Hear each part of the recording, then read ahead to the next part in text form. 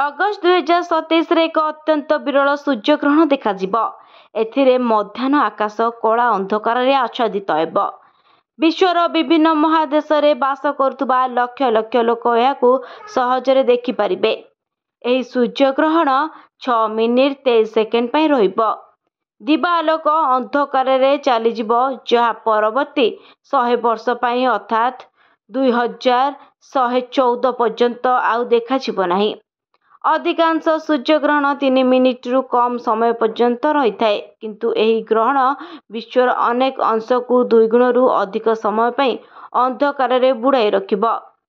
ଏହାର 3ଟି ମୁଖ୍ୟ କାରଣ ଅଛି।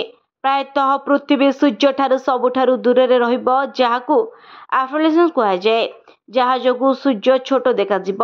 ଦ୍ୱିତୀୟ କାରଣ ହେଉଛି ଚନ୍ଦ୍ର ପୃଥିବୀର ନିକଟତର ହେବ, ଯାହା ଯୋଗୁଁ ଏହା ବଡ଼ ଦେଖାଯିବ। ତୃତୀୟତଃ ଚନ୍ଦ୍ରର ଛାଇ ବିଷୁବ ରେଖାରେ ଦେଇ ଯିବ। ଏହି ପଥରେ ଛାଇ ଧୀରେ ଧୀରେ ବୃଦ୍ଧି ପାଇବ। ଏହି ସୂର୍ଯ୍ୟଗ୍ରହଣ 2 ଅଗଷ୍ଟ 2027ରେ ଆଟଲାଣ୍ଟିକ୍ ମହାସାଗରରୁ ଆରମ୍ଭ ହେବ। ଏହାର ଛାୟା ସାଉଦି ଆରବ, ଜେଦ୍ଦା ଏବଂ ମେକ୍କା ମଧ୍ୟ ଦେଇଯିବ। ଏହା ବ୍ୟତୀତ ୟେମେନ୍ ଏବଂ ସୋମାଲିଆର କିଛି ସ୍ଥାନରେ ଗ୍ରହଣ ଶେଷ ପର୍ଯ୍ୟାୟରେ ଶେଷ ହେବାର ପୂର୍ବାନୁମାନ କରାଯାଉଛି। ବ୍ୟୁରୋ ରିପୋର୍ଟ, ନ୍ୟୁଜ୍ ଦୁନିଆ।